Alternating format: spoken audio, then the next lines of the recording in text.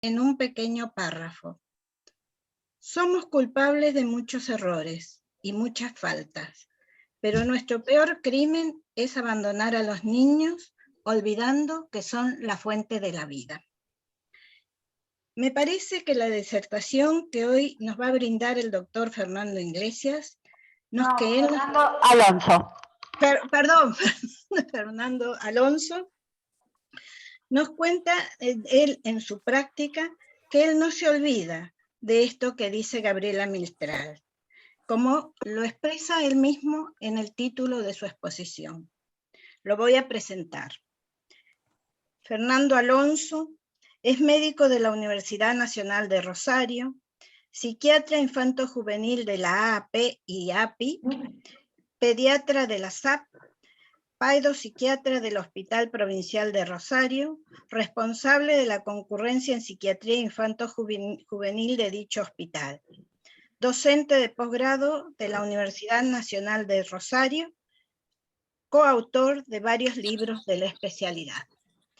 Y tenemos como un lujo de dos puntuadores, la doctora Zunilda Robatino, que es exdirectora de la Clínica Neuropsiquiátrica Santa Ana de Junín, ex referente en salud mental Región Sanitaria 3, ex psiquiatra EEE de Chacabuco, ex psiquiatra del Hospital de General Viamonte y actual psiquiatra del Hospital Municipal ISIC de Chacabuco.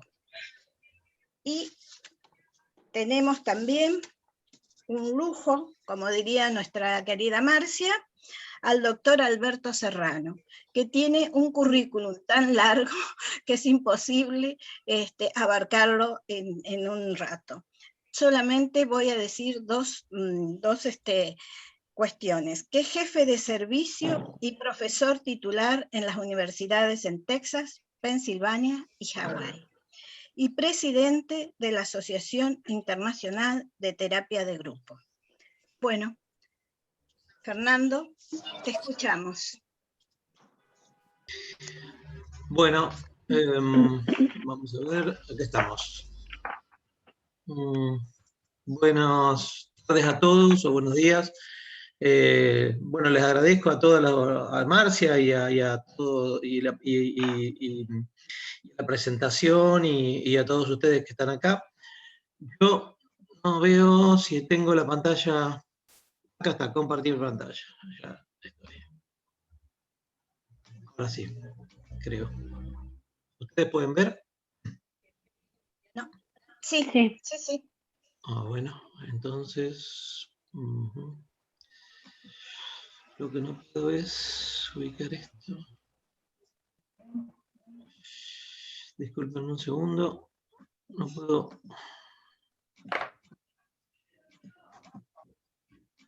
presentar. No puedo hacer la presentación.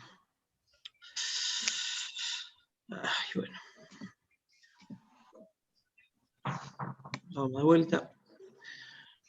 Bueno, a ver, acá lo voy a tener que ir pasando así porque no puedo enganchar arriba. Bueno, muy bien. No puedo.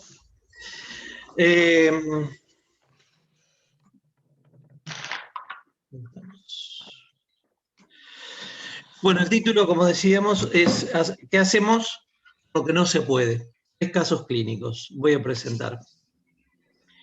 En primer lugar, quiero plantear que el malestar psíquico es multicausal, lo que hace más complejo el abordaje de nuestros pacientes. Para algunos autores, la genética y la biología es lo más importante, es la etiología de los problemas psiquiátricos. Para otros autores le dan la razón a la cuestión del entorno psicológico como causa de los problemas, pero hoy en día, para la mayoría de los autores, tanto la genética como el entorno tienen peso en la problemática de la salud mental en niños como en adultos.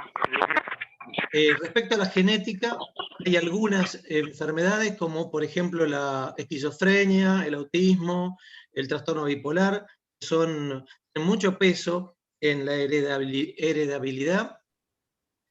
Algunas otras como trastorno de ansiedad que tienen menos peso. En la depresión hay una cuestión equilibrada entre genética y entorno.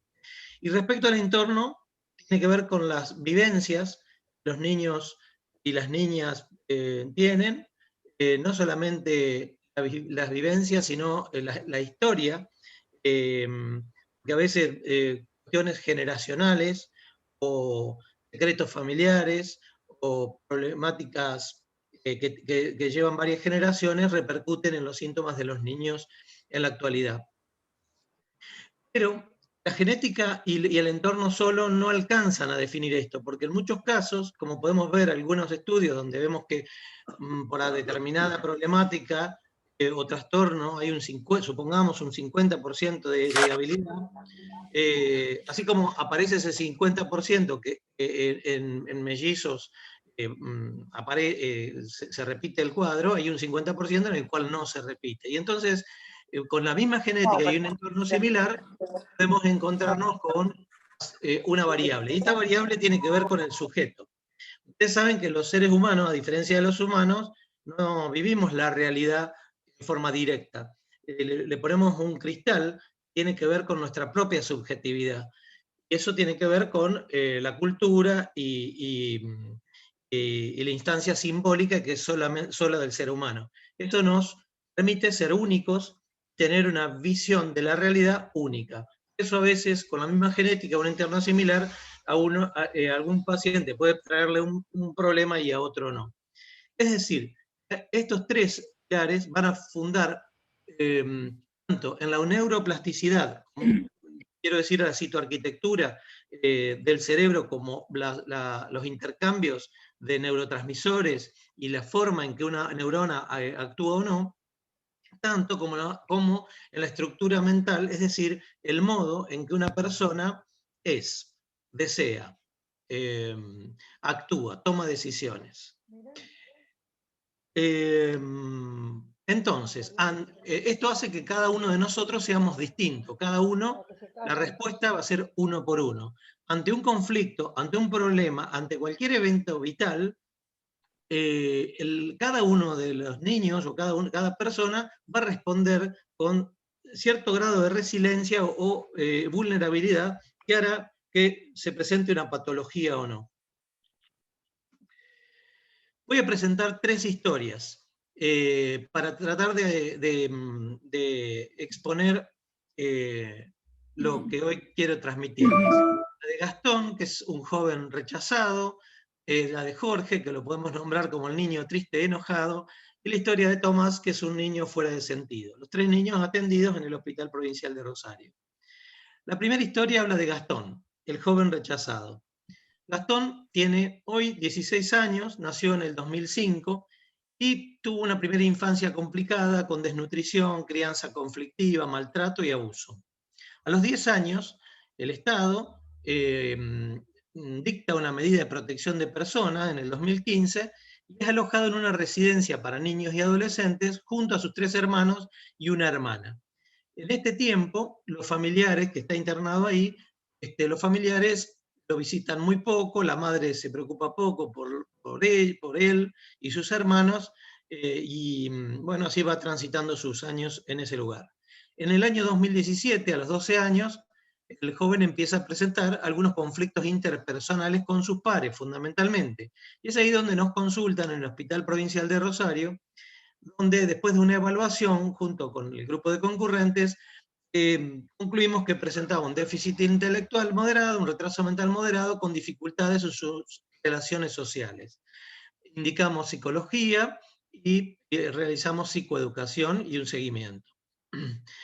Un año después, cuando ya tiene 13 años, tiene que testificar contra su propio hermanastro, un abuso sexual de hace varios años atrás, bastantes años atrás. Eso le genera a él un cambio que luego de testificar empieza con síntomas de cierta retracción y reacciones violentas o impulsivas ante determinadas situaciones. Volvimos a evaluarlo en el Hospital Provincial de Rosario.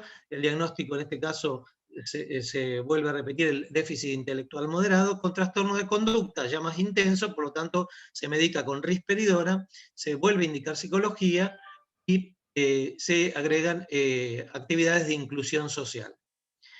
En el 2019, a los 14 años, los episodios de arrebatos agresivos desproporcionados respecto al desencadenante aumentan. Si bien se cumple la indicación de psicología, es el psicólogo institucional el que lo atiende. Nosotros siempre recomendamos que no sea el psicólogo institucional, en este caso fue así, y no hizo muchas actividades de inclusión social. Entonces, ante esa situación, decidimos agregarle a la risperidona, que aumentamos un poco la dosis, el ácido valproico como segunda droga. Ya en tiempos de pandemia, en el 2020, a los 15 años, el joven se retrasa más, presenta irritabilidad y episodios de agresividad ante la frustración y desafía a sus pares. Siempre es una reacción desmedida a la circunstancia que genera esta conducta. Se realizan varios cambios de planes farmacológicos, se intenta combinado antipsicóticos atípicos, antipsicóticos típicos, estabilizantes del ánimo, benzodiazepinas, pero a pesar de que se aumentan las dosis o se hacen combinaciones, la eficacia no cambia el cuadro y no se encuentra ninguna eficacia. En la residencia muestran una impotencia en prevenir y controlar la crisis. Ni siquiera lo logran utilizando medicamentos SOS, tipo benzodiazepinas o levomepromacina. En forma reiterada lo envían a la guardia del hospital con la ambulancia. El lugar donde está la residencia está a varios kilómetros de Rosario, en un pueblo. Entonces suben a la ambulancia, lo mandan al hospital, y cuando el joven sube a la ambulancia, que en general tuvo una crisis en el momento de subir a la ambulancia, en el momento en que sube a la ambulancia, o a los pocos minutos se tranquiliza, y cuando llega al hospital ni siquiera hay que agregarle ninguna medicación ni nada, solo alojarlo porque el joven ya se encuentra bien. En el hospital, Gastón, cuando uno habla con él, dice: quiero volver a mi casa, rechazando la idea de volver a la residencia. Él dice: quiero volver a mi casa, sabiendo que tampoco es bien alojado en su casa. O sea, digamos, de alguna manera uno piensa que lo que él quiere es tener un hogar, algún lugar donde se lo aloje de otro modo. Y la dirección de la residencia donde él se aloja reconoce que ya no quiere que el joven vuelva porque les resulta muy complicado atenderlo, a tal punto que lo que pretenden desde la dirección es que se interne para medicarse y evaluarse, con esa fantasía de que con una internación durante un mes vuelve de otra manera el paciente, bueno, o que se lo ponga en un instituto, en una institución más para patologías más complejas. La evaluación en el hospital provincial en marzo de este año lo ve tranquilo, lúcido, dispuesto al diálogo. En el hospital estaba internado, déficit intelectual moderado, dislalias y discurso coherente. Su estado de ánimo es estable, sin episodios de ansiedad o depresión, no manifiesta trastornos del pensamiento, tampoco tiene síntomas psicóticos, no tiene trastornos psicomotores, es algo invasivo en el momento en que uno conversa con él, pero cuando uno le pone un límite lo acepta, no expresa ideación ni conductas auto y heteroagresivas durante la consulta o las internaciones. El joven nunca presentó episodios de agitación o agresividad fuera de la residencia. El diagnóstico es de discapacidad intelectual o déficit intelectual moderado con trastorno explosivo intermitente, por esos episodios puntuales que tiene. También se pensó en un trastorno adaptativo porque solo en el lugar de la residencia es cuando él tiene estas conductas conductuales. Los acompañantes o la gente que ayuda a trasladarlo de un lugar a otro cuenta que cuando él sale por alguna razón nunca tienen problema con él. El tratamiento en ese momento, marzo del 2021, el mes pasado, estaba con olanzapina, 10 miligramos, la lamotrigina 100 miligramos, psicología y acompañante terapéutico. Da intervención a Dirección de Niñez, Adolescencia y Familia, que es un dispositivo de, digamos, de la Secretaría de Asuntos Sociales de la provincia, en general son quienes se encargan de este tipo de situaciones. Y la propuesta que le llevamos desde el hospital, y también avalada por la residencia, es cambiarlo de residencia. Pero desde la dirección se nos dice que eso lleva mucho tiempo, a veces muchos meses, entonces lo único que se logra es instalar un dispositivo con acompañantes terapéuticos y continuar con psicología y psiquiatría. Por supuesto, el niño repite los episodios de agitación e internaciones reiteradas y una vez por semana termina en el hospital unos días, él está en el hospital unos días tranquilo, cuando vuelve a los 2 o 3 días hace una crisis y otra vez y así reiteradamente. Así están las condiciones en este momento. Bueno, vamos a pasar a la segunda historia, que es la de Jorge, que he nombrado como el niño triste y enojado. En el 2008 nace Jorge, de 12 años, a los 11 meses se separan los padres con una separación conflictiva. Siempre fue un niño muy difícil, a diferencia de las hermanas, es lo que dice la madre.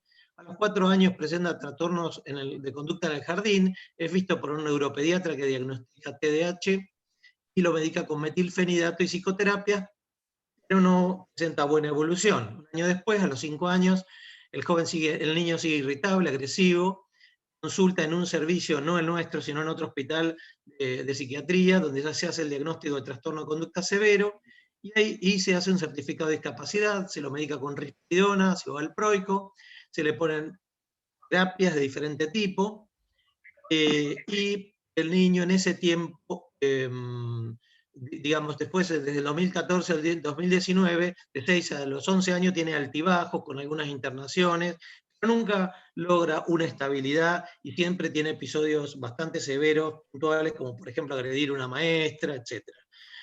En ese tiempo fue expulsado de la escuela, como decía, varias internaciones, los estudios siempre fueron normales, los estudios complementarios de los neurólogos, de imágenes y eléctricos. Se usaron muchos planes farmacológicos con variadas dosis. Y a fines del 2019, previo a la pandemia, le pega a la psicóloga en una situación y se rompe la transferencia con este dispositivo y la madre por su cuenta deja de ir a este hospital y concurre a nuestro hospital. Ahí estamos hablando de mayo del 2020, estábamos empezando con el tiempo de la pandemia. Nosotros lo evaluamos, estaba lúcido, algo embotado, la fase poco expresiva, estaba dispuesto al diálogo, no presentaba trastornos del pensamiento, su concentración era lábil, tenía bradicinesia, anergia, anedonia, ánimo deprimido, desesperanza. No había ideación suicida, aunque relataban amenazas de autolesionarse cuando presentaba una crisis. Le disgusta que se burlen de él y que no lo dejen hacer lo que quiere, hipersomnia. Estaba angustiado, impaciente, inquieto, tensión muscular y dificultades en la concentración. Reconoce, a veces se excede siendo violento, no quiere que hablemos del padre, dice que nadie lo escucha, ni la familia, ni los terapeutas. El diagnóstico que en el momento manejamos fue un trastorno de estado de ánimo, también se pensó en un trastorno de la disregulación del estado de ánimo, y en segundo lugar, trastorno de ansiedad, y por último, pensamos que algunos de sus síntomas, como algunos síntomas extrapiramidales, o la hipersomnia y la irritabilidad, podrían estar relacionados con los efectos indeseables, ya que estaba bastante medicado cuando lo recibimos en ese momento con 4 drogas a altas dosis, a veces algunas que excedían lo recomendable.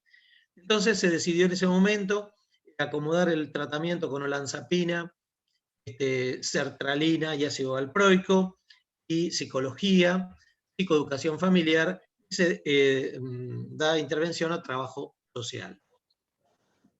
La evolución de este paciente, en agosto del 2020, presentó menos episodios de agitación, en ese momento ya estaba con sertralina y ácido valproico, le habíamos retirado la olanzapina, seguía con psicología, estaba lúcido, reflexivo, concentrado, hace las tareas, su relación familiar es más armónica, pero sigue expresando angustia y tristeza en las entrevistas.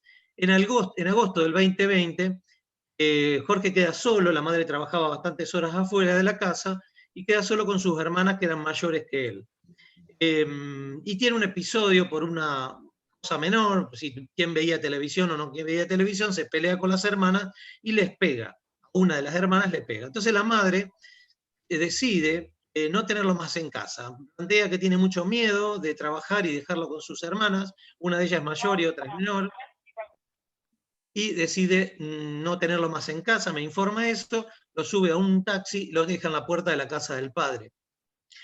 El padre termina aceptando a regañadientes, con ciertas condiciones, quedarse con el niño, prioriza siempre a sus hijos, siempre dice, o sea, en su relato hay prioridad en sus hijos que tiene con su pareja actual, y como la pareja actual rechaza a Jorge y él no quiere tampoco exponerlo a estar con sus hijos, se lo lleva a su trabajo. Él trabaja en un supermercado y 12 horas por día, 10, 12 horas por día, en ese tiempo el niño está con él en el trabajo. Jorge cumple el tratamiento con olanzapina valproico, psicología, está mejor, aunque presenta algunos conflictos sociales y familiares, o sea, sociales, cuando él está en el trabajo, tiene, digamos, esas 10 horas que él está haciendo nada, cuando el padre trabaja, se mete algunos líos, y cuando está, las horas que está dentro de la familia, también hay algunas discusiones, porque su lugar es bastante precario, o sea, no tiene cama, tiene un colchón en el piso, según él no lo dejan ver televisión, bueno.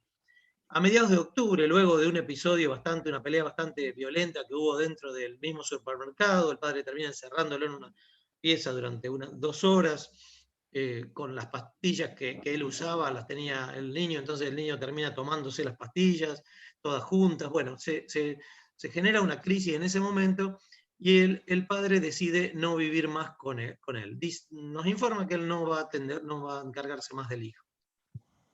En noviembre del 2020, Jorge vuelve entonces con su madre, casualmente era el otro día la fecha del cumpleaños, vuelve a la casa de la madre, pero al poco tiempo, o sea, al principio está más o menos bien, pero al poco tiempo se vuelve a dar una pelea familiar muy violenta, hace una crisis de agitación donde el niño termina armando su propia valija, se sienta en la vereda esperando la ambulancia que se lo lleve al hospital.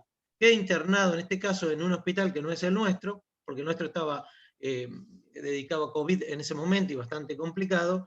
Entonces, estamos hablando de noviembre, que fue cuando fue el pico de COVID en Santa Fe, el primero, y entonces queda internado en este otro hospital donde vuelve a estar, se le agrega más dosis de olanzapina, se le aumenta el ácido valproico, se le agrega levomepromacina y el uso de benzodiazepinas.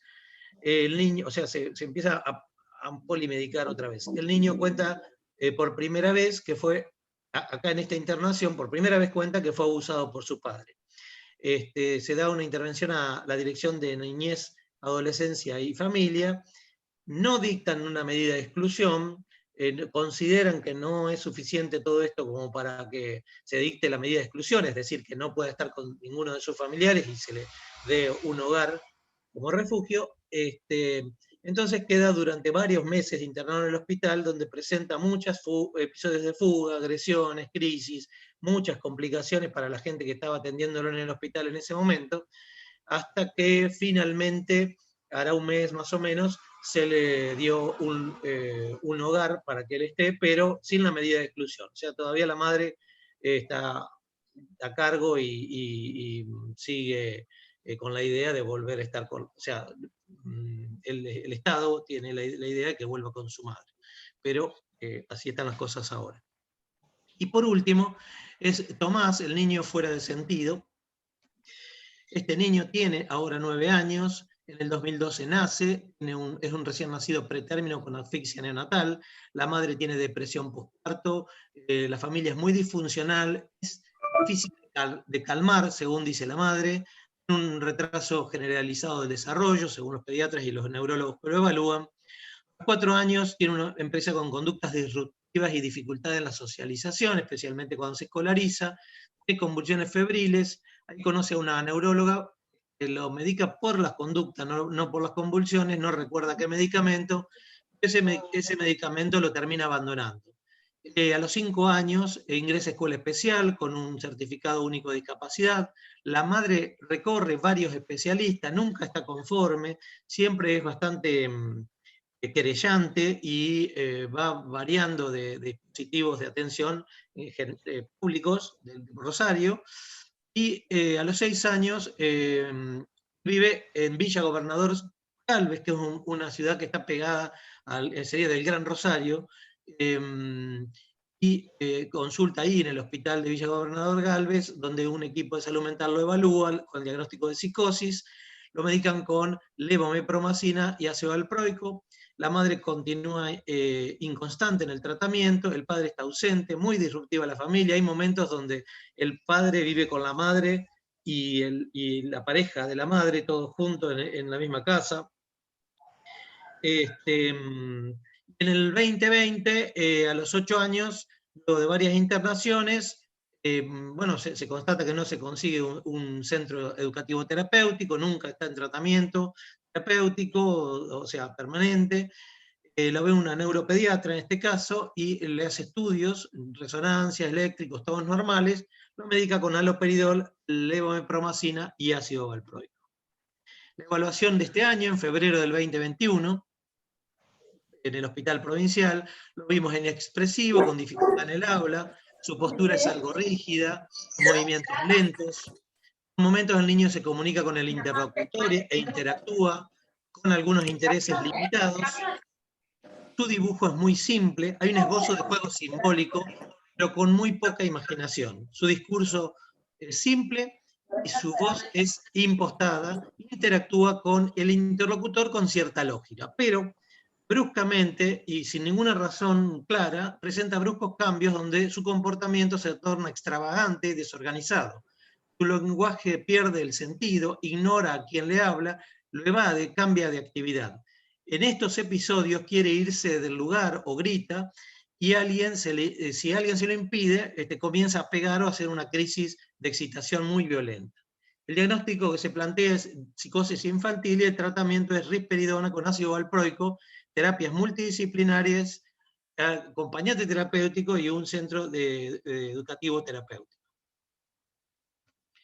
La última internación, marzo del 2021, a los 9 años, los motivos de internación fueron una excitación psicomotriz. En realidad se interna primero en otro hospital, ahí es medicado con haloperidol, altas dosis, levomepromacina y ácido valproico. Luego pasa a nuestro hospital, porque lo estábamos atendiendo nosotros.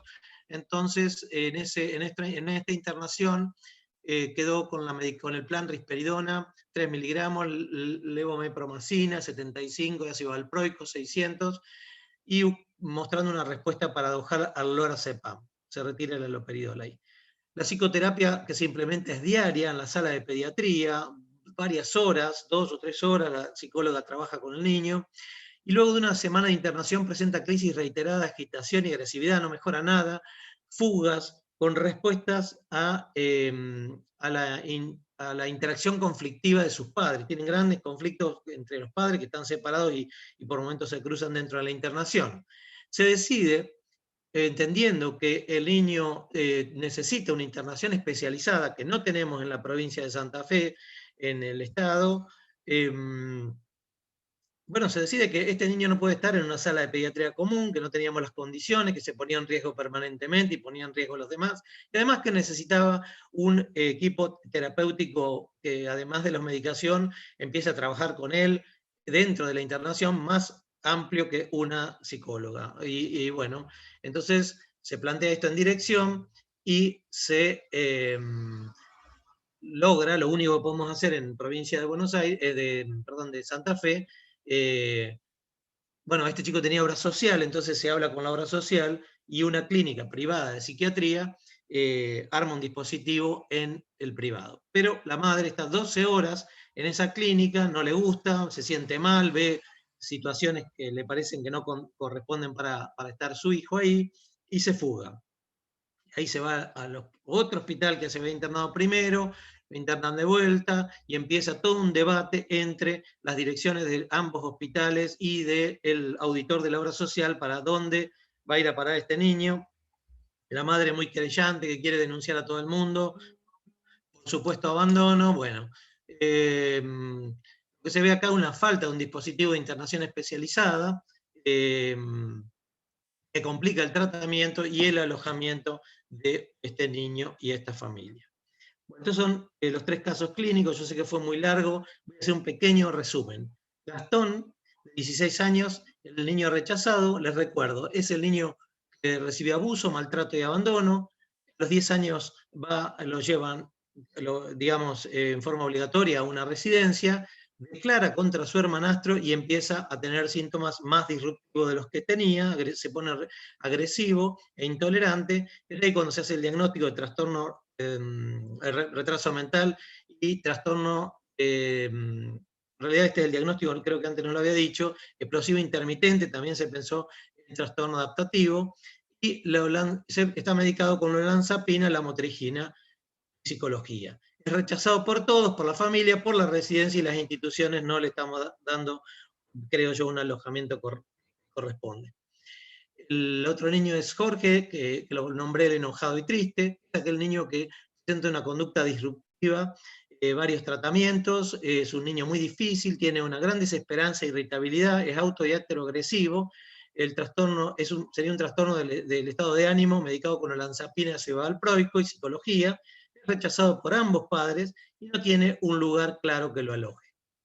Tomás, el niño de 9 años, el que nombro fuera de sentido, bueno, con muchos problemas prenatales, una familia muy disfuncional, episodios fuera de sentido, bruscos, y muchas internaciones.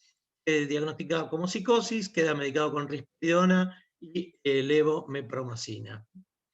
Y no tiene un lugar de internación especializado. Bueno, vamos a ir terminando para dejar lugar a los puntuadores. Quiero decirles que, evidentemente, todos ustedes saben que los problemas de salud mental en los niños son verdaderamente enmarañados y no se presentan fáciles de definir y de tratar, sino se presentan como demandas muy complejas y difusas. Muchos de los niños que atendemos y las niñas tienen condiciones multicausales y muy severas. Hay alteraciones neuroendocrinas, también problemas del entorno, dificultades en la construcción psíquica, la mayoría de los niños que presentan problemas severos. Las intervenciones que tenemos que hacer son complejas y muy delicadas. Tenemos que estar atentos a la detección precoz de los síntomas, a jerarquizar problemas y localizar factores de riesgo, como por ejemplo los intentos de suicidio, hacer un diagnóstico siempre basándonos en criterios clínicos bien definidos y tener la escucha como herramienta clínica. No solamente lo que vemos y lo que nos dicen que el niño tiene, sino poder tener la posibilidad de escuchar lo que ese niño quiere decirnos. Y niñas.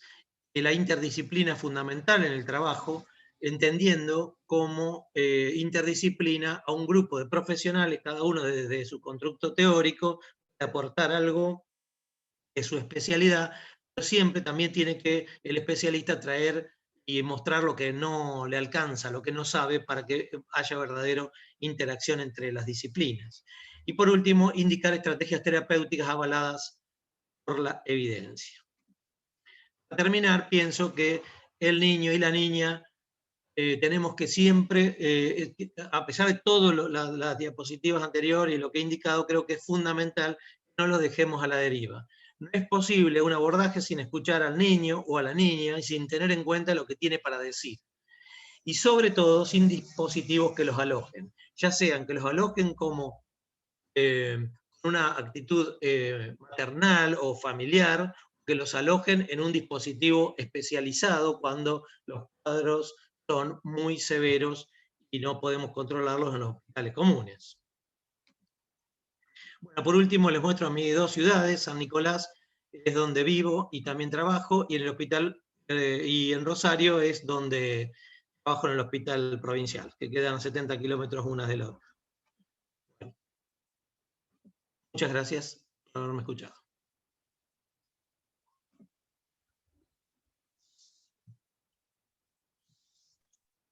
Bueno, muchas gracias, Fernando. Ahora vamos a dar lugar a escuchar a los puntuadores.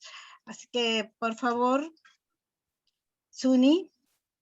Sí. Suni Robatino. Bueno, Díganme si me escuchan bien, porque Marcia me dijo que se escuchaba entrecortado. Bueno, cualquier cosa me dicen.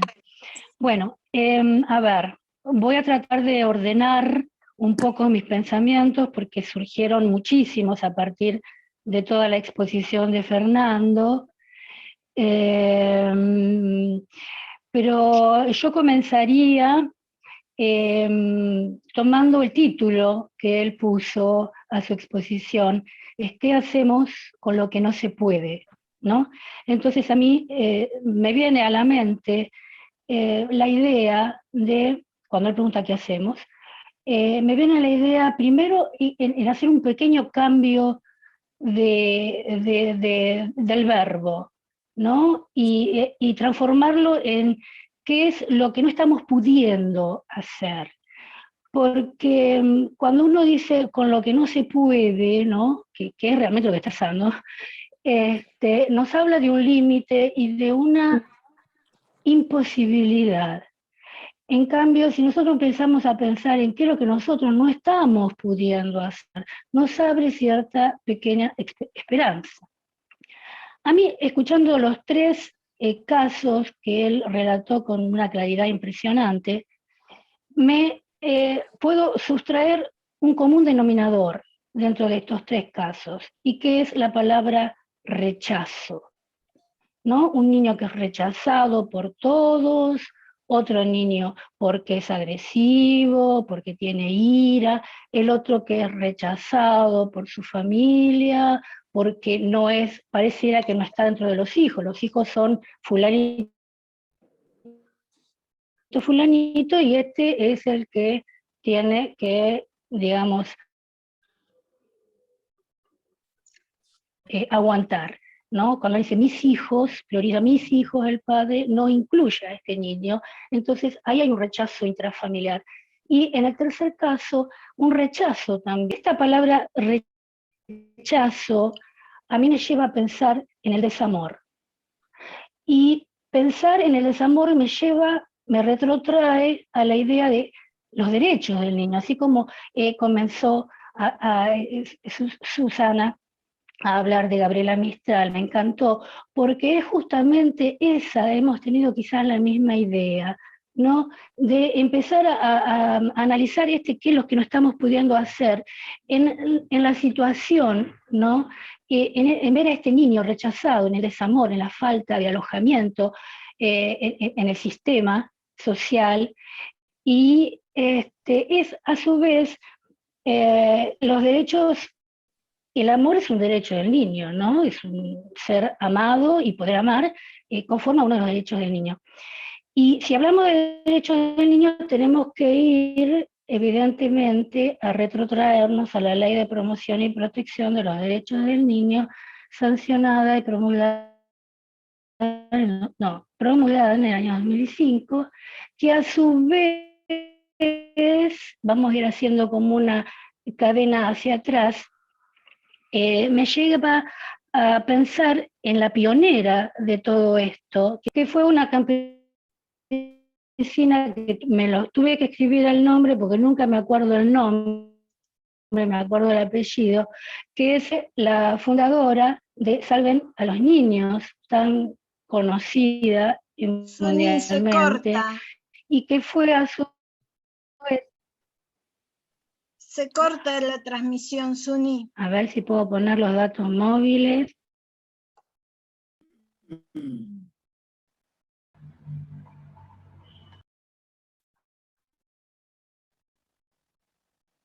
Se corta.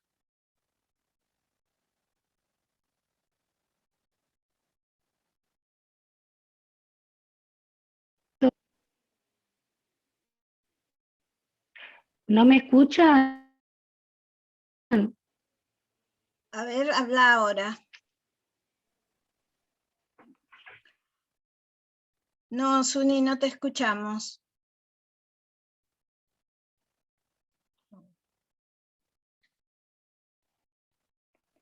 ¿Me escuchan?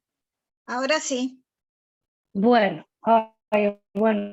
esperemos que no se corte. Bueno, estaba hablando de esta campesina inglesa pionera, pionera de los derechos del niño, con su declaración de Ginebra, la fundadora de Salven a los Niños, y que en el año, creo que en 1926, bueno, no importa, hace la declaración de Ginebra, que fue el puntapié inicial luego para distintas declaraciones de derechos hasta que se llega a la Convención Internacional de los Derechos del Niño. Es que a mí me gustaría traer acá, porque fue una persona sumamente combatida, no fue aceptada ni aplaudida, sino que fue realmente muy combatida por diferentes cuestiones políticas, más que no vienen al caso mencionar, pero que ella decía que los niños son niños, no importa si son blancos, si son negros o son rojos. Y ella decía que el único idioma internacional, universal, era el llanto de un niño. Me parece que esto es sumamente importante porque nosotros, la mayoría acá, psiquiatras infantiles, hemos elegido esta profesión por algo, porque hemos colocado al niño en un lugar de importancia en nuestra subjetividad. Entonces, me parece a mí que tenemos que retrotraernos un poquito a la ley, donde lo que ellos plantean, la ley de promoción y protección, en el interés superior del niño. Es un concepto que quizá fue tergiversado y no bien interpretado, porque el interés superior del niño, del cual se basa toda la ley, tiene que ver con ese conjunto de estrategias y acciones tendientes a mejorar la situación del niño, del bienestar, de la salud, de su calidad de vida, ¿no? Entonces, el interés superior del niño es un derecho del niño, pero es un principio y es una norma de procedimiento. Entonces, cuando nosotros hablamos del derecho del niño, estamos implícitamente diciendo cuáles son los deberes del adulto, porque el niño debe ser atendido, protegido y mejorado a partir de la acción de los adultos. Entonces, a mí, en esta cuestión del desamor y el derecho al amor, me gustaría, yo tengo una onda romántica que espero que me perdonen, pero les voy a mencionar dos casos de lo que puede ser en un caso el desamor y en el otro caso del amor, ¿no? En el caso del desamor hay una obra de la literatura universal sumamente famosa, que no creo que nadie la desconozca, que es la historia de Frankenstein, ¿no? Lo que resume la obra de Frankenstein es justamente un hijo creado por un padre cuyo fealdad provocaba el horror y el rechazo de todos. Y el sufrimiento de este ser humano por sentirse no amado. Entonces le pide a su padre que le haga una novia, ¿no? Y el padre le dice que no, porque justamente había cometido un grave error y no quería volver a cometer otra vez el mismo error. Entonces le niega a su hijo la posibilidad de amor.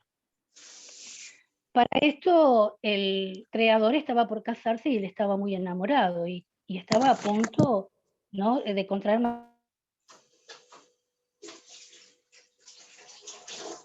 Suni, se fue la voz. Vino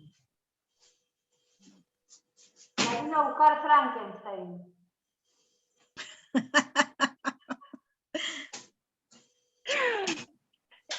¿Hasta dónde escucharon? Hasta que el desamor del padre de Frankenstein. No sé qué pasa. Voy a abrir la puerta, a ver un segundo.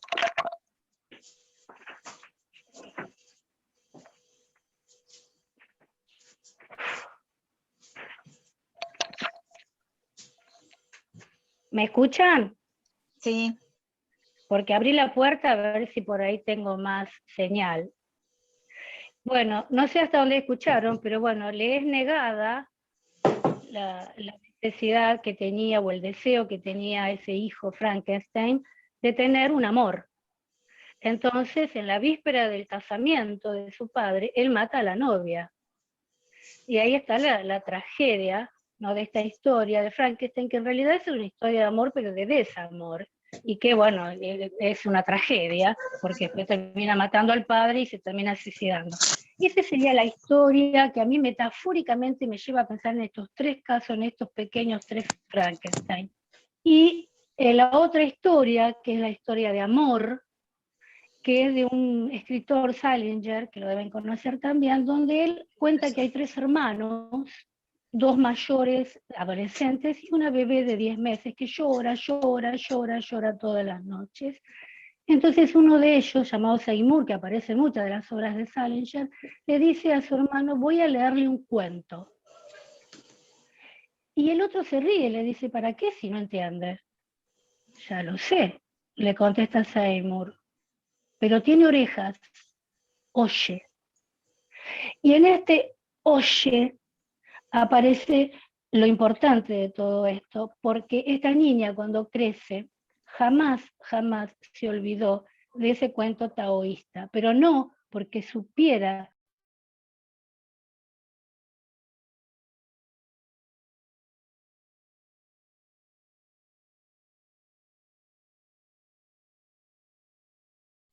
Está silenciada, Suni. Está silenciada, Suni.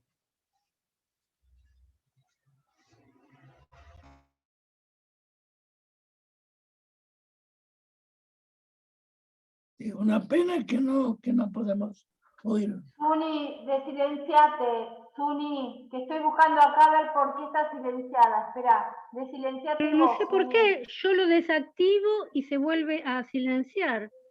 Ahí lo desactivé. Listo, bárbaro. Okay. Bueno, no sé hasta dónde escucharon, perdónenme con tantas cosas, pero no sé hasta dónde escucharon. Hasta el mismo personaje que se repite en varias obras de Salinger.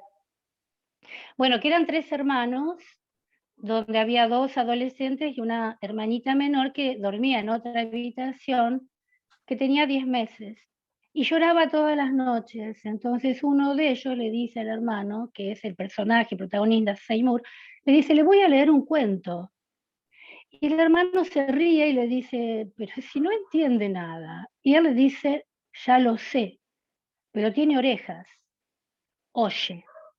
Entonces, esta, digamos, percepción que tuvo ese hermano, hace que Franny, que es la hermana, no se olvide jamás de ese cuento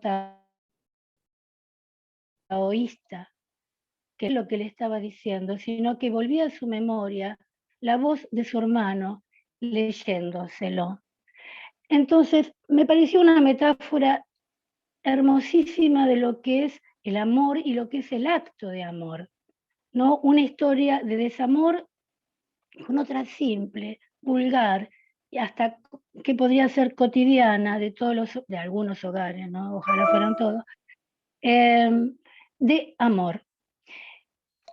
Y esto me lleva a la pregunta, a la primera parte, cuando Fernando dice: ¿qué hacemos con lo que no estamos pudiendo hacer? Es decir, evidentemente el amor tiene que ver con el hacer. Y la ley de la promoción de los derechos del niño nos marcó un antes y un después en la infraestructura que tenía nuestro país, en la atención del niño, ¿no? Porque antes fue la primera ley que habló de sujeto de derecho y que habló de usuario de servicio, que después lo retoma la ley nacional.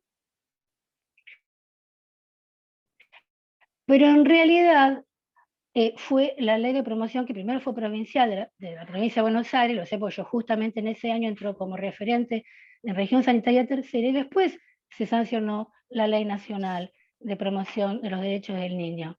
Entonces, en esta cuestión de cambiar la infraestructura, decir, bueno, el niño ahora tendrá que tener derecho a una familia, o derecho a estar en su lugar, en tener una identidad, nacionalidad, la escuela, la salud, el amor, la educación, etcétera, etcétera, etcétera. Y ahí es cuando se cambia toda la infraestructura y aparecen los servicios locales, los servicios zonales, bueno, etcétera, etcétera. Es decir, lo que yo estoy viendo ahora es que algo que se formó para desjudicializar la problemática de la niñez, porque antes era juez de menores, reformatorio, ¿no? Entonces ahora teníamos otros instrumentos, otras estrategias, y sobre todo desjudicializar la problemática de la niñez y empezar a mirarla y verla desde otro lado.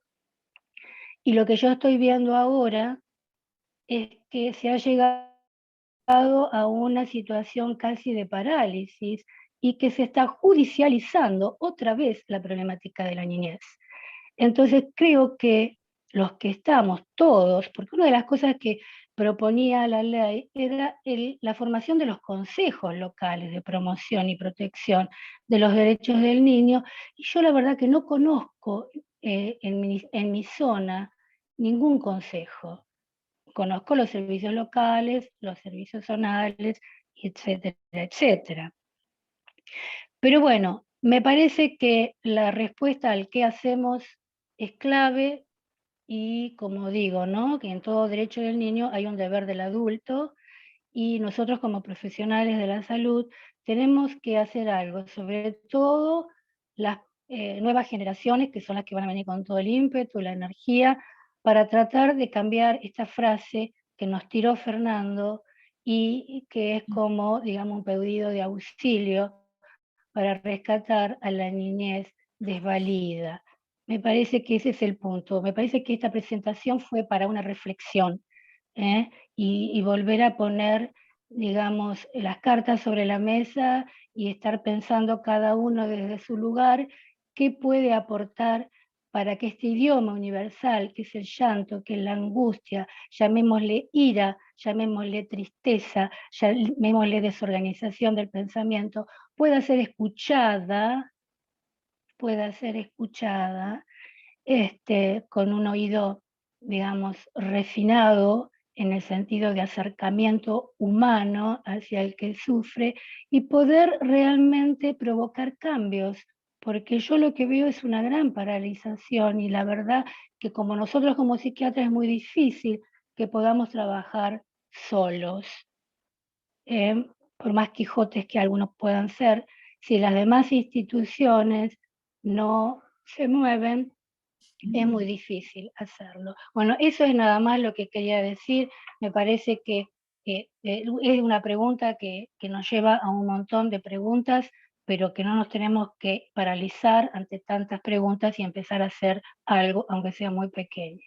Bueno, eso es todo y bueno, me encantó la presentación de Fernando porque nos obliga a la reflexión. Y el niño es responsabilidad de todos, como dijo la Organización Mundial de la Salud.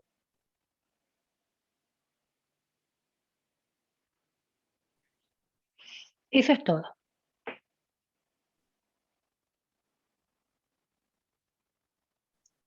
Gracias, Suni. Ahora escuchamos al doctor Alberto Serrano. Doctor, lo escuchamos. Bueno, encantado. ¿Me pueden oír bien? Ay, qué lástima. ¿Me están oyendo bien? Sí, sí. Bueno, perfecto.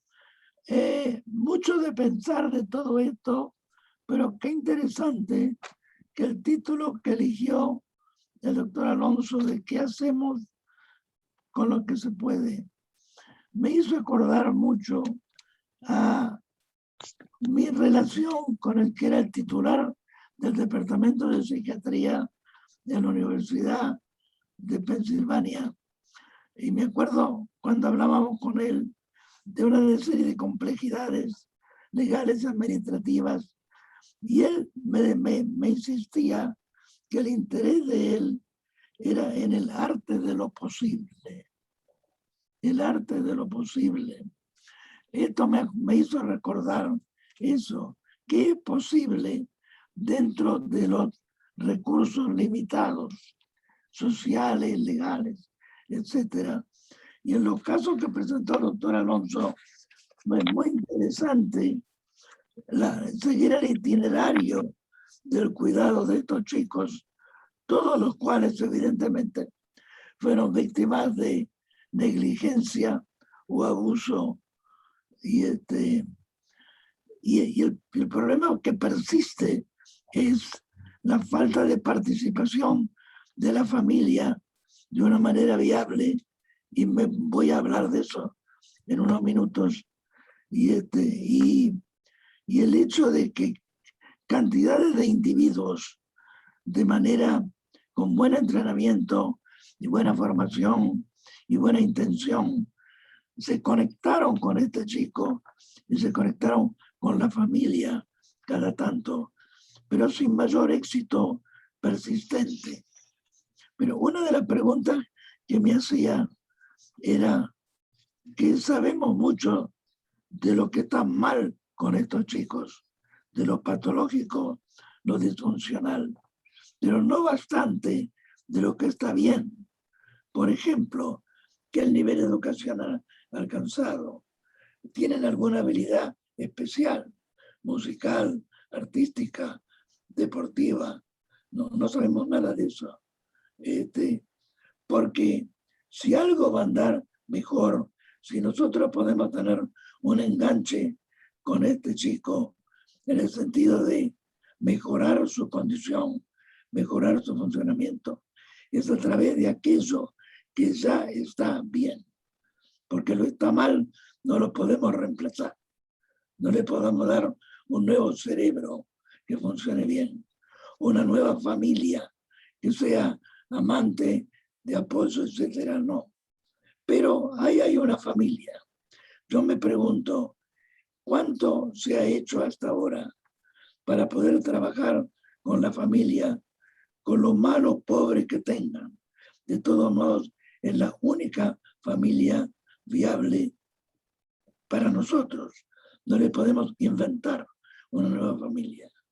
La estructura de un hospital, de un centro residencial, centros especializados, no es una familia, es una familia postiza, pero de todos modos no es la alianza genética, afectiva, incluso cultural. Quiero hacer mención de eso. Mucho he aprendido a través de los años, por la fortuna de estar en contextos diferentes, uno en Texas, con mucha experiencia con latinos, después en Filadelfia, mucha experiencia con afroamericanos, y después en Hawái, con múltiples culturas, hawaianos, chinos, filipinos, coreanos, etcétera. Y qué importante, si es que uno se va a conectar como terapeuta, poder sintonizar a la cultura, al contexto de la cultura y la subcultura que cada familia integra.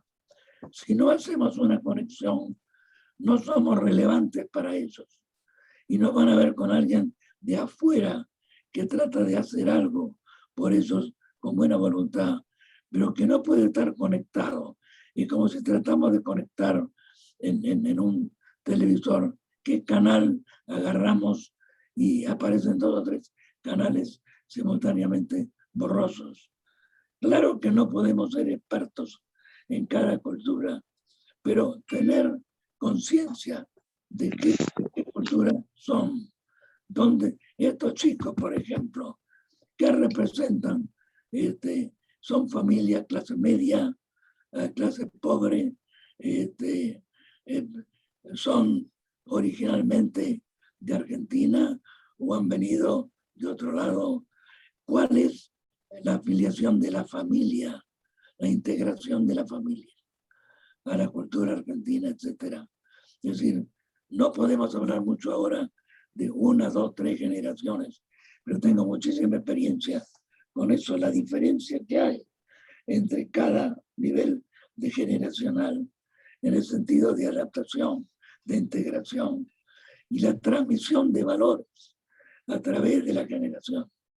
Importantísimo, porque los valores no solamente son los valores positivos, creativos, las buenas memorias de la familia, pero también lo negativo, los dolores, las pérdidas, los duelos, lo resuelto, lo no resuelto, todo eso se transmite, así como de lo que no se ha hablado, de la afiliación religiosa. ¿Pertenece la familia a algún culto o no?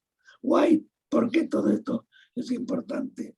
Pero cuando empezamos a hacer un mapa de cuáles son los recursos que ya existen para el chico, además de padre y madre, ¿qué otros hay ahí? Abuelos, tíos, primos, la iglesia, el vecino, el pueblito, la escuela, todo eso. Esos son los recursos nativos, por así decir, que están a nuestro alcance también. Por eso la curación, por así decir, no se va a hacer al nivel de nuestra clínica, de nuestro hospital, sino realmente para activar o reactivar los recursos de ese ambiente. Pero estamos hablando de prestar servicios a nivel comunitario, en realidad, y que es muy difícil de hacer, tanto en mi ambiente como evidentemente en Argentina. ¿Por qué? Porque requiere la colaboración de múltiples instituciones, de múltiples expertos, y hacer una especie de diseño terapéutico que incluya todo eso. Además de medicación, que es evidente lo que nos da más poder, digamos, como autoridad, como conocimiento. Pero realmente quisiera hacer hincapié de que la parte de la medicación es simplemente un aspecto, tal vez el que nos dé más fuerza y más seguridad, pero no necesariamente más efectividad. Por ejemplo, ¿cuál es la actitud del niño, sobre todo el adolescente, con respecto a tomar medicación? Con frecuencia lo ven como un castigo, algo que le quiere controlar la conducta, como un enemigo. Entonces, ¿de qué manera entonces nosotros podemos tener un buen contacto, una buena afiliación con ese niño? Y después la familia. Si vemos la familia como un enemigo, ¿por qué? Porque son hostiles, porque son ignorantes, por así decir, porque ha habido negligencia. En la mayor parte de estos casos, esos padres también han sido víctimas de negligencia y abuso. Y en abuso incluimos físico, pero también sexual. Se mencionó en uno de los chicos el problema del abuso con el hermano. ¿Era abuso sexual o abuso físico?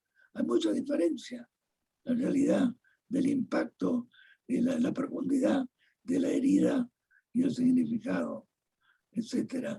En fin, de todos modos, me gustaría saber, por ejemplo, se habla de que hay un nivel de retardo mental, dice moderado. Bueno, moderado significa una coeficiente de inteligencia 50 o menos.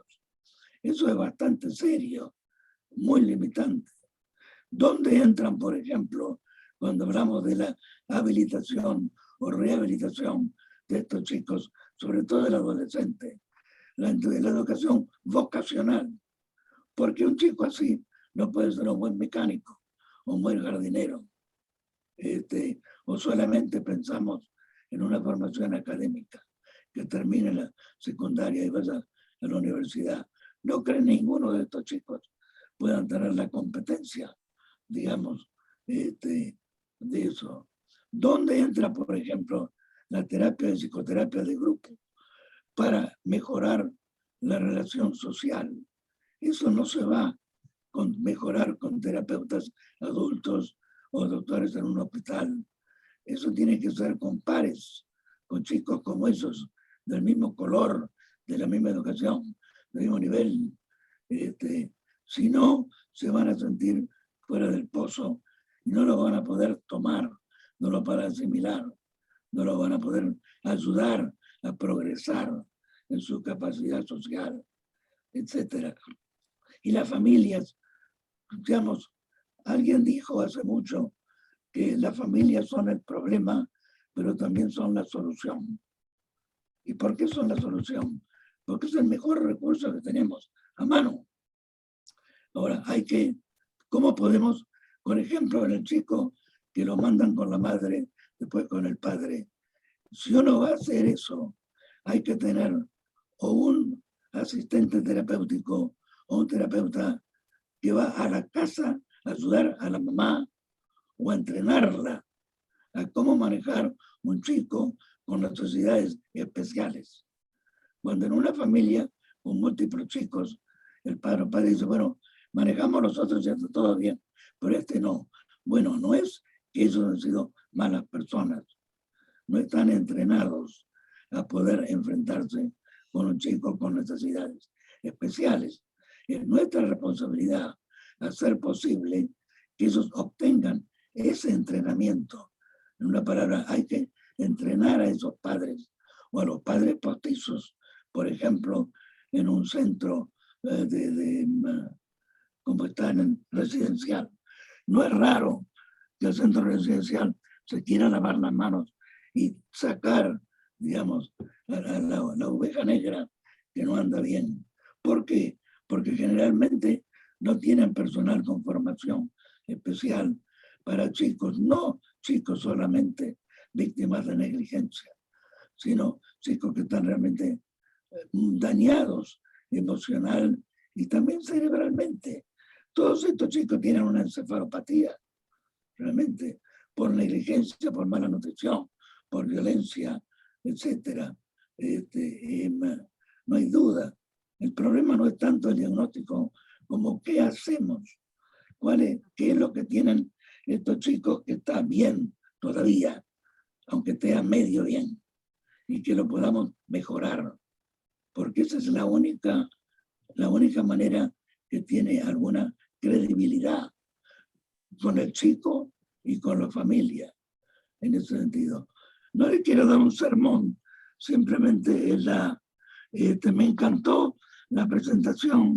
Le quiero dar muchas gracias al doctor Alonso por estar trabajando con estos chicos que generalmente son abandonados. Uno se lava las manos, mira al otro lado, que lo maneje otro, etcétera, acusando a alguien, a la sociedad, o a la familia, o al barrio, o a la delincuencia, o a la droga. Siempre hay alguien al que no le puede dar la patada. Pero la realidad, entre toda esta caca, por así decir, encontrar una flor que necesite cultivarse es muy importante, y creo que es nuestra responsabilidad poder hacerlo.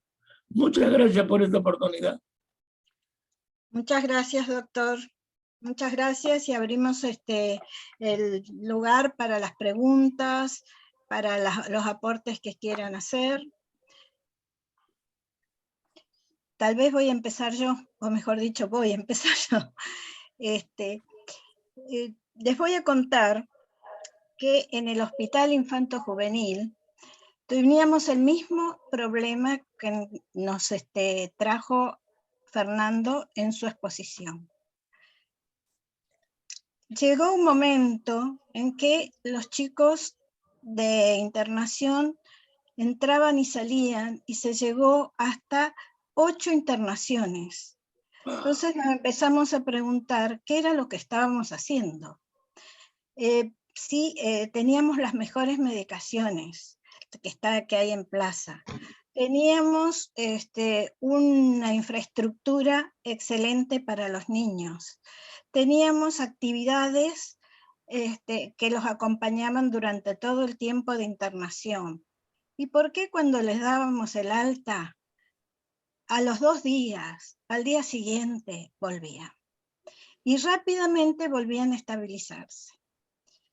Ellos iban, en general, a las residencias, a los hogares. Entonces, cuando empezamos a pensar que tal vez necesitábamos un dispositivo para estos niños rechazados, se creó uno que se llama dispositivo hogares, y que funcionan en el Hospital Infanto Juvenil aproximadamente hace 6 años, que empezó para todos los chicos internados que estuvieran en hogares o en residencias, y que fueran siempre de la ciudad de Buenos Aires, de la capital. ¿Para qué? Para el seguimiento y control, porque muchas de las veces que les dábamos el alta y los derivamos a otros lugares, muchas veces les empezaban a sacar la medicación rápidamente y los chicos volvían nuevamente a crisis. O también los lugares donde ellos convivían tenían estas crisis, como Fernando relata en su exposición. Entonces, en principio empezó un psicólogo y un médico que tenían ganas de hacerse cargo de estos niños. Entonces los acompañaba un acompañante terapéutico y le brindaban terapia individual y también control de la medicación. De pronto nos dimos cuenta que se fue armando un dispositivo que mereció la creación de 2 equipos terapéuticos más, que hasta la actualidad funcionan, ahora con algunas diferencias por la cuestión de la pandemia. ¿Qué hacen? Ellos han hecho como un grupo que cuando vienen los chicos se sienten muy alojados, tienen los teléfonos celulares abiertos y cualquier dificultad que tengan en el lugar de residencia los llaman. Y en realidad ellos tienen más conexión con los lugares donde los chicos están en el exterior, por ejemplo, en las escuelas, por ejemplo, en algún taller, para que esas inclusiones externas se puedan mantener. A partir de la creación y el funcionamiento de este dispositivo, bajaron mucho, pero muchísimo las reinternaciones. Entonces, es un dispositivo que la gente, digamos, están muy contentos, pero también es un lugar de una relación constante con las defensorías, con los juzgados, con las escuelas. Ahora, dura hasta los 18 años, y ahí nuevamente empieza el problema, ¿dónde van? Pero me parece que más allá de a dónde van, se van con otros elementos que les permiten vivir mejor en la sociedad, que muchas veces también los vuelve a rechazar. Y hay una intervención de los organismos, pero que en el decir de los equipos es de mucha burocracia. Es decir, que tienen muy buenas intenciones, pero que al no haber lugares donde ellos se puedan alojar, bueno, muchas veces van a donde haya otro lugar, y no a lo mejor el que sería mejor para este paciente, que es uno por uno, porque cada uno tiene sus propias particularidades, como bien dijo Fernando. Bueno, yo quería comentarles de este dispositivo que tiene el Infanto y que a nuestro entender da mucho resultado. Así que lo comparto con todos.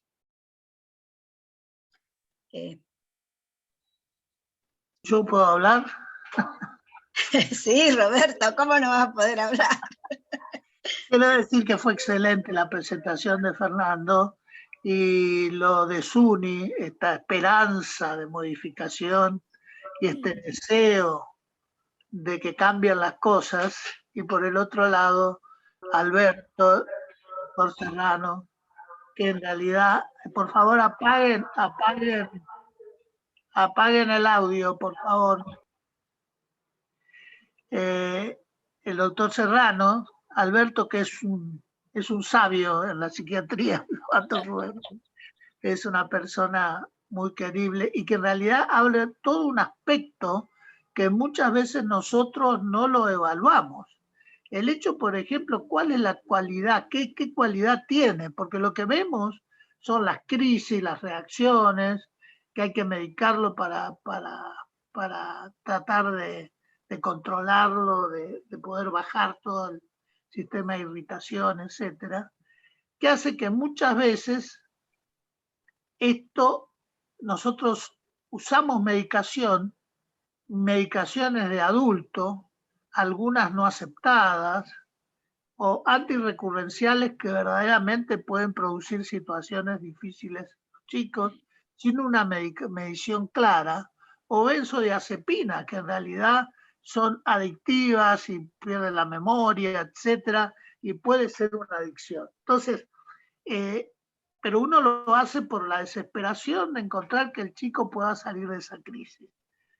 Pero volvemos a lo anterior en que dice Alberto, bueno, ¿qué cualidad tiene este chico? ¿Qué podría hacer? Dibujo, pintura, de qué sé yo. Hay muchas cosas y posibilidad de encontrar algo que les guste y trabajar con la familia.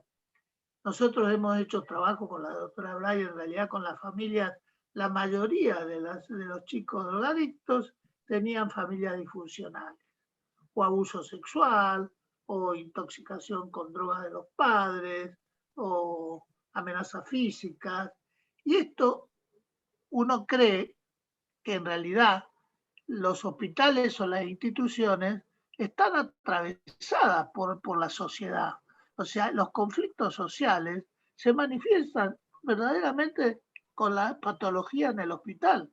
¿Qué hacemos con la falta, los factores vulnerables, donde chicos que no tienen afecto, chicos que no tienen familia, que no saben qué hacer con su vida? ¿Una medicación puede darles afecto? No. ¿Una medicación puede solucionarles el problema? No. Entonces, a veces me pregunto si nuestro nivel de ansiedad, como dijo el doctor Serrano, a lo mejor tenemos el poder de manejar la medicación y a veces vamos sintónicamente con el paciente aumentando la medicación a medida que la crisis avanza. Y esto me parece importante porque a veces uno recibe chicos con un montón de medicación que uno tiene que ir corrigiendo y bajándole y tratando de ver y escucharlo, como dijo Sune, o escucharlo, como dice Fernando, para ver cuáles son los problemas. Y las familias cada vez están, o sea, reconocemos que hay un 50% de pobres en el país y entonces las clases medias están bajando y entonces yo pregunto, ¿cómo hace toda esta gente para, aparte de todo lo que viene genéticamente y cuáles son, bueno, las experiencias de los padres de su infancia, que posiblemente la repiten en su descendencia? O sea, creo que es muy complejo porque a veces estamos atendiendo la falta de otras cosas de la sociedad y los chicos son el síntoma de las falencias que existen en el afuera. Me parece que a veces se nos hace imposible poder ayudarlos porque estamos insertos en una sociedad donde a veces el chico no tiene un lugar, o la familia, ¿no? Nada más, esto quería... Marcia, ¿querías hablar? Sí. Bueno, quería agradecerle tanto a los expositores como a los puntuadores y como a ustedes que han hablado realmente de todo lo que se ha hecho en nuestro hospital, teniendo en cuenta estas cuestiones que mencionaban. Y claro, en la medida que se van planteando los casos clínicos, a mí se me hace un esquema, ¿no? Que tiene que ver con todo lo que tiene que ver con lo psiquiátrico, todo lo que tiene que ver con lo médico, todo lo que tiene que ver con lo psicosocial y ambiental. Y creo que cada uno fue planteando un área específica y que por eso es tan importante la interdisciplina y que por eso de alguna manera, y gracias a cómo se trabaja en el TOBAR, este grupo surgió con la idea de tener gente de diferentes disciplinas para que cada uno aporte su arte. Cuando Fernando plantea estos 3 casos clínicos que también me llama la atención, yo no sé si vieron ustedes el libro de casos clínicos del DSM-5, donde va explicitando cuáles son los casos clínicos, los mencionan también con un título así como mencionó Fer, cosa que me pareció sumamente novedosa y actualizada, el chico que se porta mal, el chico rechazado y demás, donde gracias a este perfil, Fernando presenta 3 casos totalmente distintos: un trastorno del comportamiento, un trastorno disruptivo del comportamiento, un trastorno de las emociones, y por otro lado un trastorno de retraso mental con un síntoma psicótico. O sea que prácticamente fue tomando 3 perfiles bien diferenciados, con intervenciones múltiples que tenían que ver no solamente con lo farmacológico, sino con la multidisciplina y también con las intervenciones sociales. Eso por un lado. También rescato lo que dijo Suni, porque a través de la literatura creo que uno lo que puede es entender cómo a lo largo de la historia humana, ¿no? Acá se han planteado 3 siglos nada más, o 2 siglos desde que se escribieron estas obras que ella planteaba, siempre el niño o la familia tuvo un lugar particular en la expresión sintomática de la patología. En el caso de Frankenstein realmente, yo me reía porque cuando desapareció Suni dije en broma, se la llevó Frankenstein.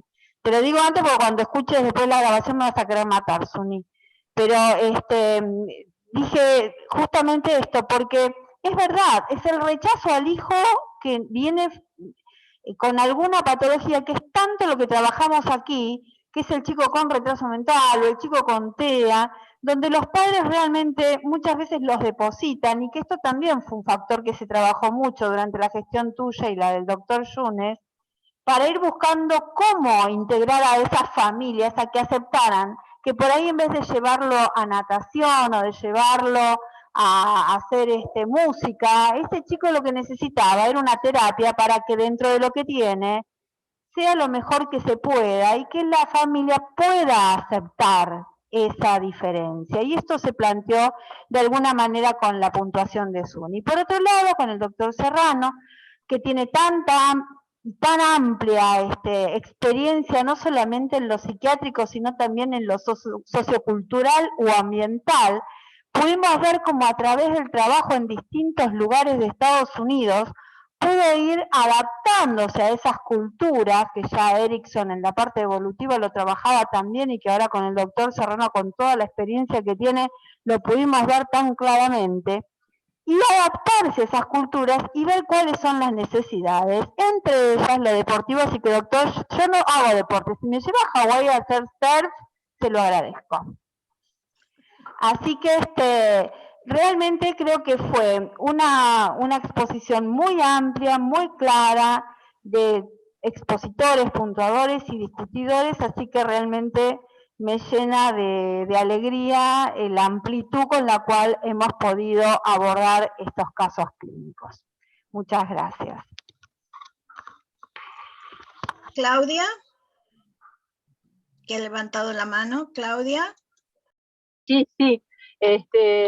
Mira, bueno, primero quiero agradecer la posibilidad de escuchar estos ejemplos que me parecen muy cotidianos, demasiado cotidianos, lamentablemente cotidianos, y que la única manera de revertirlos muchas veces es a través de las 2 cosas que nombraron los punteadores. Por un lado, el amor, alguien que se encariñe con alguno de estos niños y funcione como pivote para hacer una resiliencia, porque sin amor estos chicos no tienen chance, claramente, por más dispositivos, por más drogas, por más cosas que podamos poner.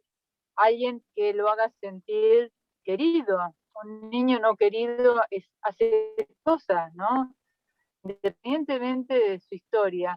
Y otra cosa que me parece importante, que tiene que ver con la interdisciplina, yo le contaba hoy a Marcia que nosotros estamos haciendo un curso en el hospital de genética, y justo mañana yo tengo que hablar de un tema que es la epigenética.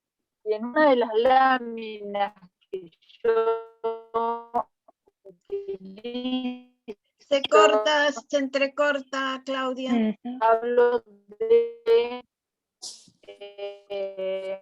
lo que Claudia, se llaman los hijos del pasado.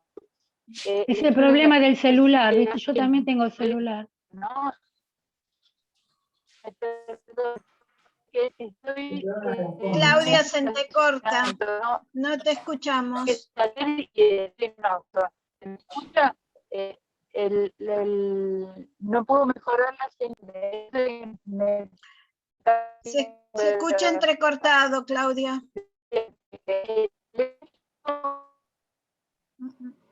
No. No. Qué lástima. Qué pena que no se oye, sí. No se oye. Sí, qué pena. Bueno. A ver si ahora...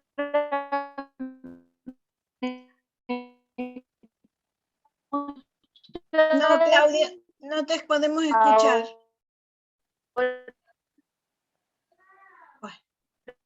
Bueno, pero que no nos deje con la incógnita, que mande un audio por lo menos al grupo.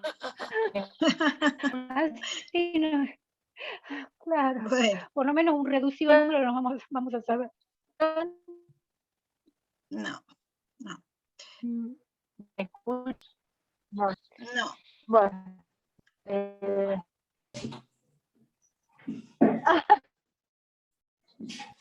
Ok. Claudia, no se escucha. Le voy a dar la palabra a Fernando si quiere decir algo en relación a todos los aportes que hemos recibido. Fernando. Bueno, gracias, Susana. Y bueno, la verdad que no tengo mucho más para decir porque se ha dicho muchísimo y todos los aportes fueron muy enriquecedores. Tengo más preguntas que respuestas, pero rescato 2 o 3 cositas mínimo y repito, más que nada, de alojarlo al niño o la niña como persona, como ser humano, más allá de sus síntomas disruptivos o del diagnóstico que uno necesite ponerle para poder hacer tratamientos. Rescato la cuestión de las virtudes del niño, además de los defectos, y de la familia, más allá de lo disruptiva que puede ser. Primero digo, mi familia no es disruptiva, todos somos un poquito disruptivos. Por ahí implementar las herramientas para darle una mano con su familia o lo que para el niño es su familia, porque a veces el niño, su familia es el vecino o el tío o bueno, el que uno escucha. Si uno puede escuchar al niño, podemos ir descubriendo cuál es la verdadera familia que a él le funciona. Y después la responsabilidad, tanto de los profesionales, de no funcionar como interconsultores o llamar a interconsultas, sino funcionar verdaderamente como grupo interdisciplinario, y repito lo que dije, trayendo nuestra experiencia y nuestra especialidad, pero también poniendo sobre la mesa nuestras dificultades, nuestra falta y nuestros límites. Esta es la manera de poder implementar una interdisciplina. Y finalmente, la responsabilidad del Estado. Porque estos chicos que nombré, 16 años, 13 años, ahora el segundo caso, y 9 años, no nacieron de un día para otro con este problema. Como ustedes escucharon, los tuvieron desde que nacieron. Y creo que hay una responsabilidad del Estado en detectarlo antes, detectar el problema antes. Y si no está el problema todavía, detectar los riesgos antes y hacer algunas intervenciones. Bueno, le agradezco la invitación y agradezco mucho a los puntuadores, a vos, Susana, por la coordinación y a Marcia también, como siempre. Gracias. Sí, un caso interesante, 3 casos interesantes. Claudia, tenés el teléfono sin desconectar. Está con el audio. Claudia, ¿querés seguir porque estabas hablando? Bueno, yo comentaba que entre las cosas que uno rescata de la epigenética es justamente que las experiencias del pasado, tanto del periodo embrionario fetal como de la primera infancia, son extremadamente fuertes a nivel de toda la maquinaria epigenética que después va a condicionar en la adolescencia y en la vida adulta la incapacidad de los niños para manejarse adecuadamente en ámbitos sociales, para responder adecuadamente a los requerimientos de la vida adulta.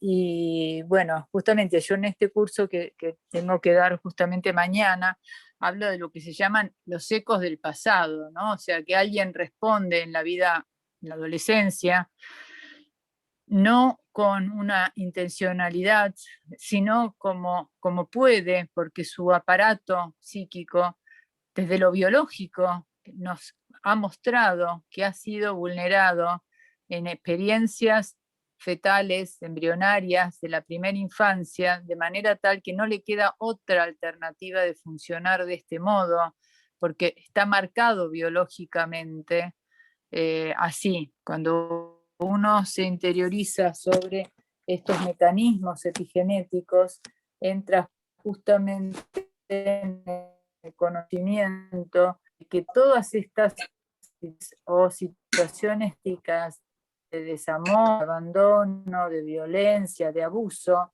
no quedan escritas en el agua, como uno puede decir, sino quedan marcadas de alguna manera en nuestro aparato psíquico a través de la memoria, a través de neurotransmisores, de sustancias que están ahí de alguna manera y de regiones del cerebro que ya no van a poder funcionar adecuadamente.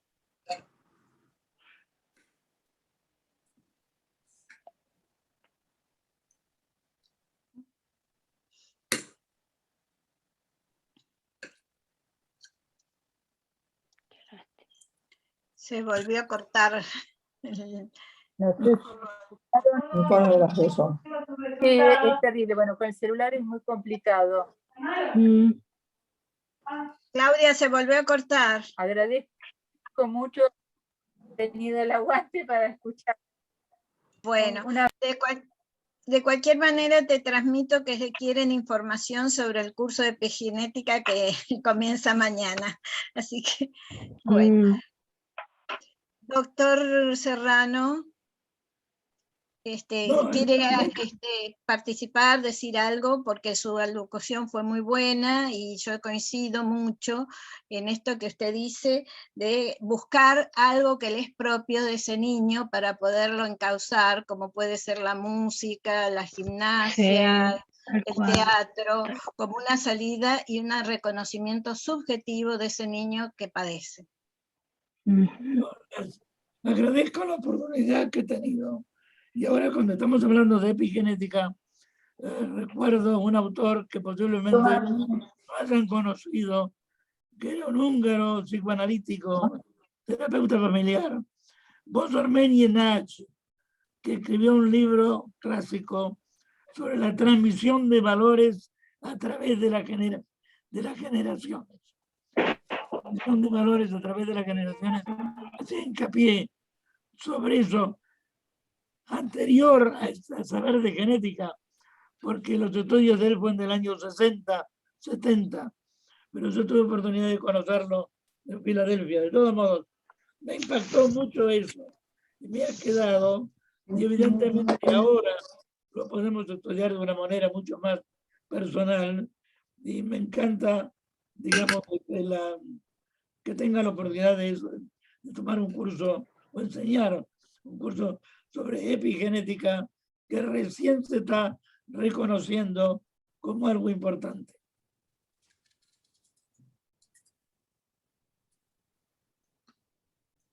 Repetí, Alberto, el nombre, el apellido y el libro.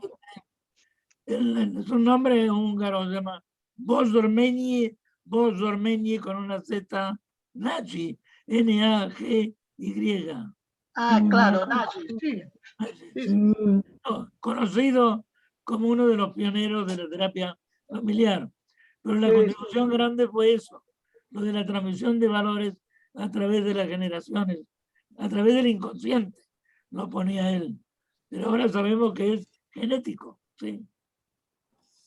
¿Puedo agregar algo? Y con eso, bueno, no. Suni Fernando había pedido la palabra, después te la doy a vos. Y la doctora Niese también, Susana. Ah, no la había visto, bueno. sí. Ellos Fernando. hechos, entonces. Solo una pequeña anécdota que me trae la idea de lo que nos trae Alberto Serrano.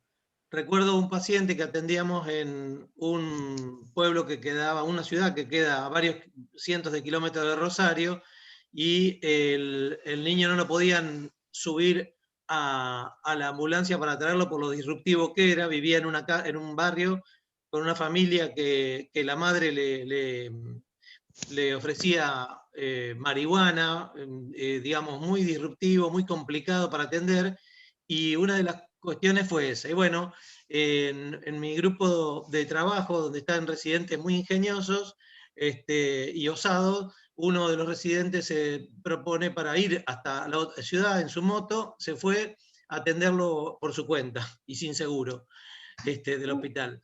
Y bueno, entonces lo atendía allá, cada tanto viajaba, y un día, el niño en el hospital había roto un vidrio. Había roto un vidrio, y siempre que entraba al hospital o a los consultorios, se lo señalaba como el que rompió el vidrio, porque nadie arreglaba ese vidrio y quedaba ahí la señal de que el vidrio roto.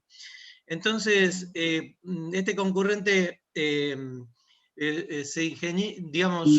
tomó en cuenta, como dice Alberto, cuáles eran las virtudes de ese niño. Nosotros en la residencia siempre destacamos esta cuestión de no preguntar solo por los problemas, sino por las virtudes.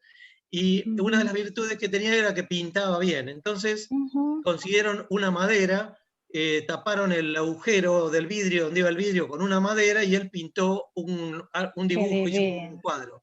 Y de ahí en más, el niño que entraba al hospital era el niño que había pintado el cuadro, y no el niño que había roto el vidrio. Esa anécdota quería contar. Excelente. Hermoso relato. Hermosa anécdota. Excelente. Lucila. Lo retaliativo, ¿no? Que también hace. Suni. No, me quedé pensando en lo de Fernando, es extraordinario el ejemplo, ¿no? De cuando un niño primero el acto de romper el vidrio y dejar su impronta ahí, ¿no? En una protesta, y después él mismo en lo retaliativo, en la reparación, a través del arte. Yo uso mucho el arte para los ejemplos. Y cuando yo les cuento mi pequeña anécdota, muy, muy pequeña, estaba en región sanitaria tercera, tuve que presentar la Ley de Promoción y Protección de los Derechos del Niño, y la presenté con una película, que fue El pibe, de Carlitos Chaplin. Creo que es una película que no dice casi nada, porque no hay lenguaje, no hay palabras, es muda, hay muy poca referencia abajo subtitulada, pero que resume, en definitiva, lo que puede ser la vivencia de un niño y cuáles son sus derechos vulnerados y después reconocidos. Me pareció que Carlitos Chaplin, el gran genio de la cinematografía, captar extraordinariamente esa vivencia. No, eso nada más. Gracias. Doctora Agnese. Para trabajar con los niños se enganchan los niños también con el arte. Sí. Doctora Agnese. Tiene que desmutearse. Ahora sí. Gracias a todos los expositores por este brillante ateneo de los niños que generalmente nos desmoralizan porque sentimos que tenemos pocas herramientas para poder ayudarlos. O sea, creo que este enfoque que es biopsicosocial, cultural, es realmente lo que nos puede abrir un panorama más esperanzador. Hay muchas reflexiones para hacer. Yo pensé en lo que había presentado Suni con respecto a ese bebé que lloraba y que alguien, un hermano, le contó un cuento, porque pensé que eso iba a ser una fortaleza para ese bebé cuando creciera. Pienso que estos niños a los cuales estamos aludiendo han tenido un desapego desorganizado, porque vemos que una madre era querellante, otra daba droga, o sea, el vínculo madre e hijo, nuestra hipótesis o mi hipótesis es que ha sido un vínculo desorganizado siguiendo a Bowlby y que eso también es un factor muy negativo para el desarrollo. El otro aspecto son las vulnerabilidades genéticas, ¿no? El niño que nace con un trastorno por déficit de atención o que trae a lo mejor otro gen que no podemos detectar, que le genera una vulnerabilidad en el aprendizaje o le genera una vulnerabilidad para la socialización. Estos factores intrínsecos propios del niño tienen que ser compensados con distintas estrategias de las cuales se ha hablado con mucha claridad y con mucha precisión este grupo del TOVAR, este dispositivo del TOVAR para los niños y adolescentes que se externan, es un modelo extraordinario en mi opinión. Quería agradecerle especialmente al doctor Serrano, que nos apoya y nos orienta desde su lugar en este momento, San Antonio, Texas, y que es un amigo siempre bien recibido en la Argentina. Es un faro que tenemos en San Antonio, Texas. Gracias, Alberto. Gracias a Marcia por ser tan eficiente, tan cálida y tan estimulante para todos. Gracias, Fernando. Siempre sus intervenciones me parecieron muy adecuadas. Suñi, muy bueno el romanticismo. Vale la pena tener algo de romanticismo acá en medio de la ciencia. Doctora Sosa, muy buena la coordinación. Doctor Yunes, como siempre, excelente. Tiene un equipo maravilloso y el TOVAR también es otro faro acá en Buenos Aires. Gracias a todos. Gracias, doctor. Gracias. ¿Algún participante quiere decir algo más? Bueno, gracias a muy bueno el Ateneo. Todos han sido realmente de gran valor y es un orgullo poder participar con ustedes. Gracias, doctor.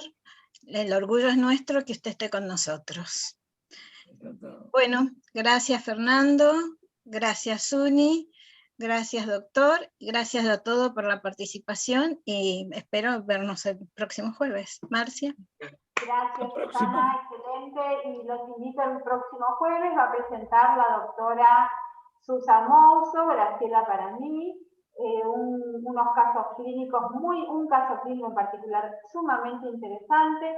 Ya está armado el grupo de coordinación, que va a estar a cargo de la doctora Cristina Guerra, y va a puntuar dentro del doctor Paglia, del Hospital Italiano, y un antropólogo, porque es un caso de transculturación. Así que, Gracielita, que te quedaría hermosa como siempre, nos vemos el jueves que viene, dejamos el suspenso, ¿viste? Hacemos un enigmático hacemos. Así que nos encontramos de vuelta el jueves que viene a esta misma hora. Muchas gracias a todos, un Ateneo precioso. Muchas gracias para todos los que han aportado y han estado. Hasta el jueves. Gracias. Bye, bye, bye, bye. Chao. Chao, chao. Chao, chao. Chao a todos. Bye. Gracias. Gracias, don Serrano.